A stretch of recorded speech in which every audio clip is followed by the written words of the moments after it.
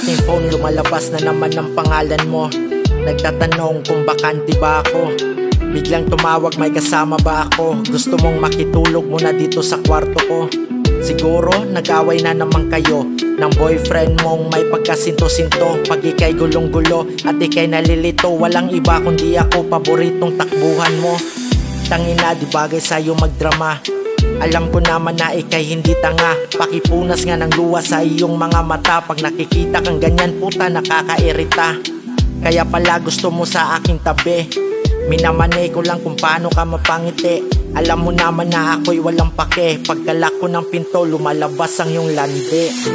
Tanggal angas ko sa iyong lupit. Kahit malamig, trip mo walang damit. Gawing panakip, ayos lang naman. Ayos lang sa'kin kahit tayo lang ay magamitan. Sa ganyang setup, wala akong problema. Makakalimot ka sa buhay mong madrama.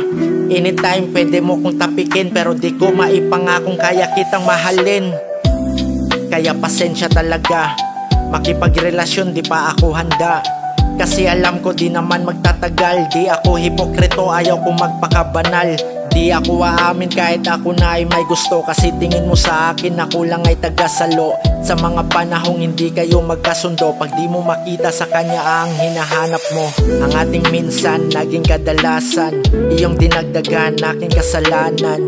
Sa ngayon gusto ko lang magpayaman, kasi ako'y takot maulit mga naranasan. Pag may kailangan ako ang iyong takbuhan, pwede mo kong tawagan kung gusto mo kakwentuhan. Para sa'yo laging bukas aking pintuan. Di lang ako panglandian, ako din ay kaibigan. That's for real. No cap.